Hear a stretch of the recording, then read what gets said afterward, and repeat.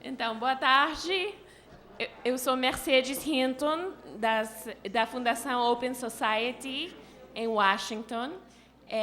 Estou muito feliz de estar aqui.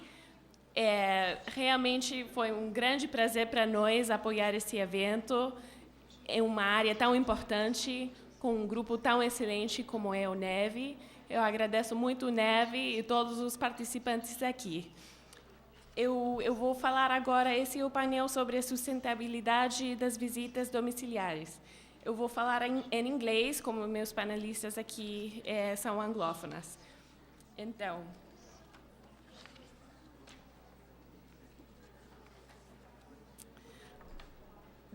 we have inverted, for those of you who may not have noticed, we've had to invert the order of the panels. This is what should be the last panel. It is now going to be the penultimate panel.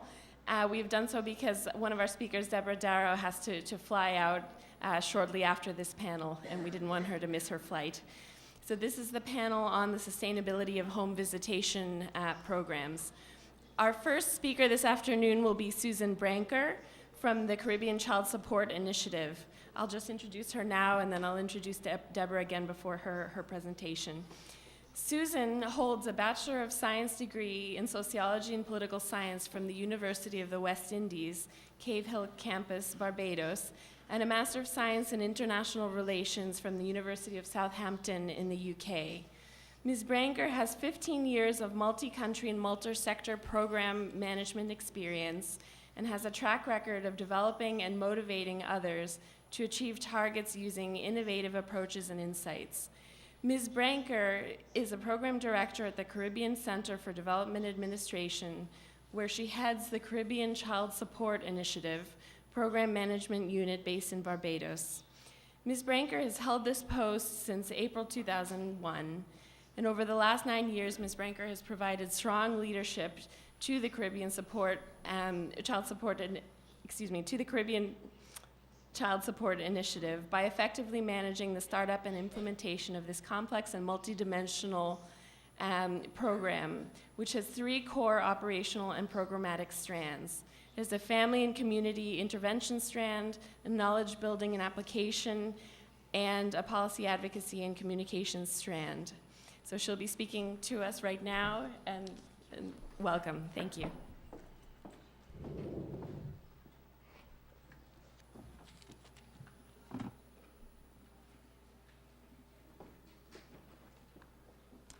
Thank you. My presentation will be brief. It will focus on giving you a sense of background and context to the Roving Caregivers Program, which is a flagship for the Caribbean Child Support Initiative Program. I will also look at the Roving Caregivers Program experiences and lessons, though not going too deeply into a description of the program. If you need more information on that, that can be found on our website. But wanted to speak a bit about how we position the Roving Caregivers Program, and more importantly, the strategies for not only replicating the model, but also sustaining it in a regional context, and end with some ideas and reflections on a way forward. Now, the program started in 1993 in Jamaica and was subsequently replicated in 4 Eastern Caribbean countries with support from the Bernard Van Leer Foundation, which is responsible for the Caribbean Child Support Initiative being launched in 2002. Since then, the program has been replicated, as you can see, as far as Belize, and shortly will be replicated in Suriname. Now, the Caribbean Child Support Initiative's vision is really that one that enables young children from all social and economic backgrounds to reach their maximum potential. And with that, the mission is really to look at how we can ensure that adequate resources are provided to enable young children to realize the immediate and long-term benefits of quality early childhood development experiences. Now, before going into the presentation, I just wanted to make a quick point here about sustainability, which I hope to end with, and that is that sustainability really doesn't happen overnight. There's no magic bullet, but that multiple strategies have to be employed, and as you'll see through my presentation, there were a number of important steps that had to be taken around experimentation, incubation, monitoring and evaluation, particularly in terms of research, and the last session spoke about research, advocacy and communications, as well as building social demand through advocacy and lobbying for the institutionalization of programs like the Roving Caregivers Program.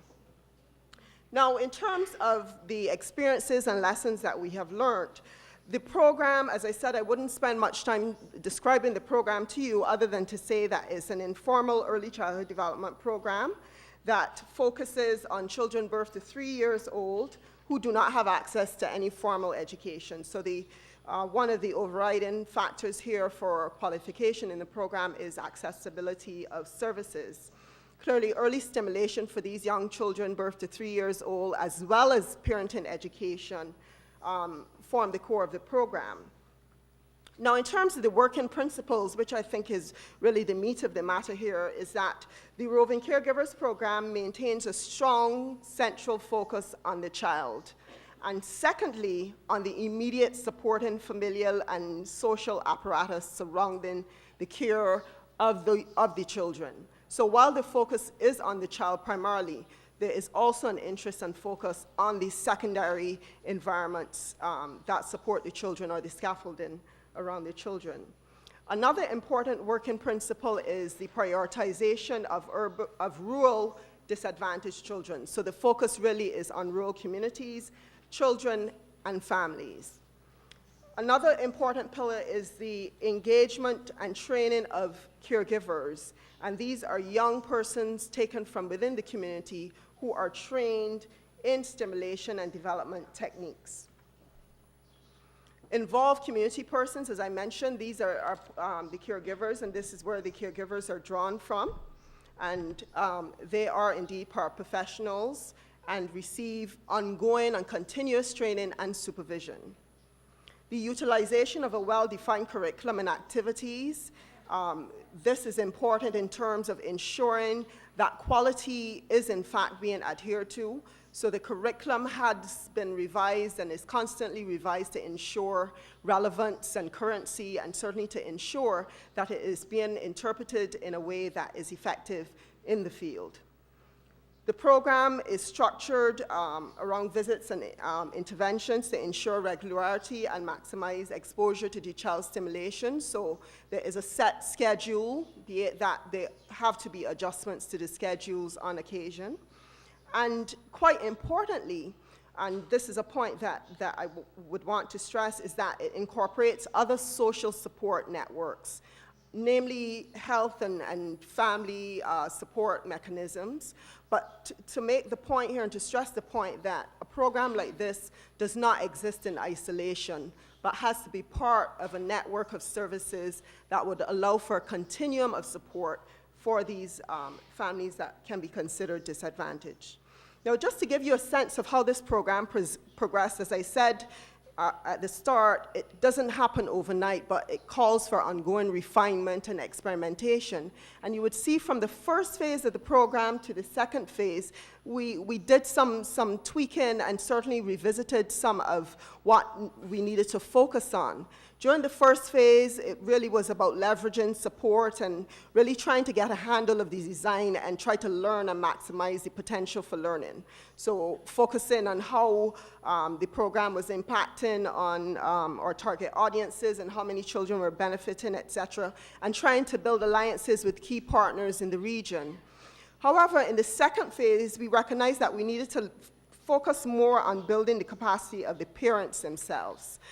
Parents needed a lot more support, and though we recognize, as I said, that the child is the primary source for intervention, a lot of support was needed for parents, particularly in addressing issues related to survival, everyday survival issues. And we heard yesterday in a number of the discussions the importance of ensuring that parents themselves are being attended to.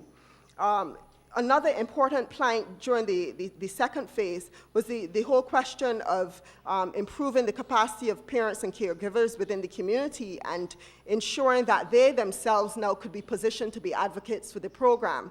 So what we wanted to do was to ensure that parents bought into the program, they owned it, and therefore would become advocates for the program. And this was a very strategic point for us, to ensure that they then could be the ones that could lobby and certainly build demand from the bottom up.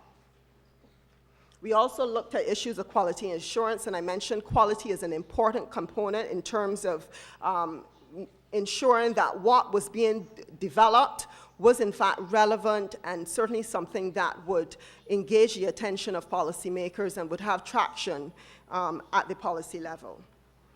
Now, in terms of the experience, just wanted to take you through some of the challenges that this program would have had at many different levels. One in particular would have been questions around the focus of the program. Are we talking about parents? Are we talking about children? Are we talking about both? And we sought to resolve this in terms of, yes, this is about children, but parents are important. The parent competence, this became an issue in that parents felt that, yes, this program is doing well in terms of supporting the needs of my young child, but what about me in terms of my own competence and my own ability to parent and my own literacy? And we sought to resolve this by paying more attention to parental literacy and training. The delivery mode was another issue that challenged us in terms of RCP, as we call it, being a standalone program in different institutional contexts. And we felt that it needed to be integrated into existing systems and services. What we didn't want was to have a program that became an appendage or stood in isolation from all the services that were already being provided. And therefore, we sought then to look at how we could integrate a program like this into existing maternal, infant, child health support services. And I'll go on to share a little bit more about that, but we've been very successful in doing so. Another challenge that was quite interesting for us was the whole question of rover capacity and competence, and I know there's been a lot of discourse about the effectiveness. Oh, I'm speaking too quickly, I'll slow down. I'm from the Caribbean, we speak very quickly. Another challenge for us was that about should we focus on the competence of these paraprofessionals? We call them rovers. And as I was about to say, there was a lot of discussion about how if paraprofessionals are really equipped to do this kind of work, and how do they compare in terms of professionals, and how should they be treated? And we felt that we needed to really look at the question of age and maturity and academic backgrounds, of course, and how were the parents responding to these young persons that were coming into the home. What we sought to do in terms of resolving that was to ensure that we upgraded the skills of the rovers and offered them certification through a national certification program. And it was quite amazing that these young persons excelled at this national certification, which was very validating for us, because we were able to say, well, yes, there were some questions about the competence of these paraprofessionals, but they have been able to excel at a national certification program and have demonstrated that they too can, in fact, deliver these services in a very competent way. And finally, the point about sustainability, which really is the key point within my presentation, was the role of lead agencies. When the program was initiated, we had different constructs in different countries. So in one country, Dominica, an NGO was leading the program. In another country, it was a government, quasi-government arrangement. And in others, it was purely government.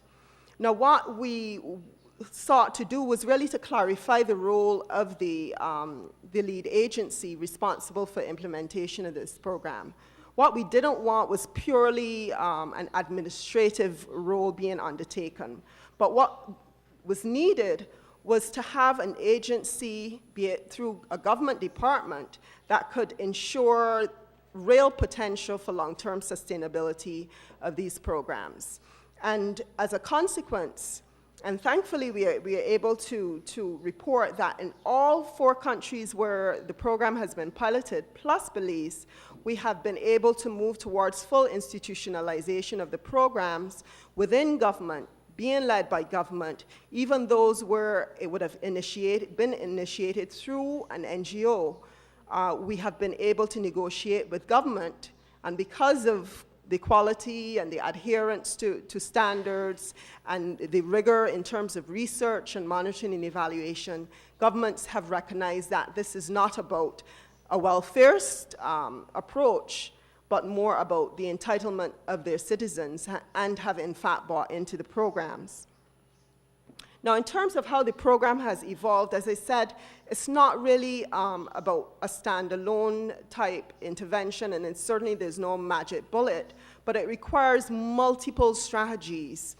And one such, obviously, is research. And we've sought from startup to look very critically at the program and research what impact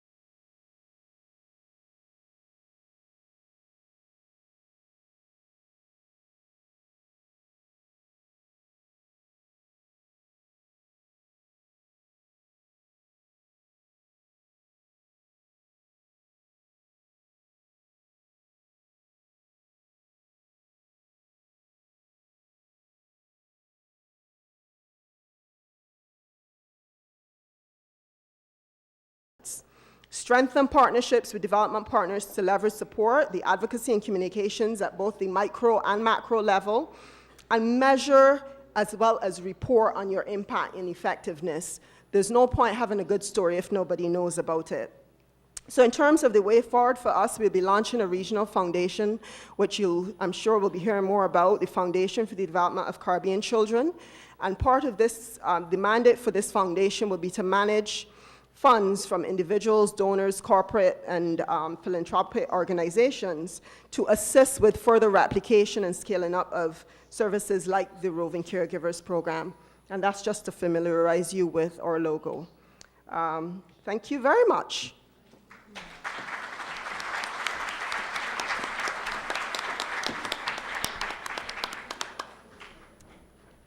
Terrific, Susan. That was a terrific presentation. Thank you very much.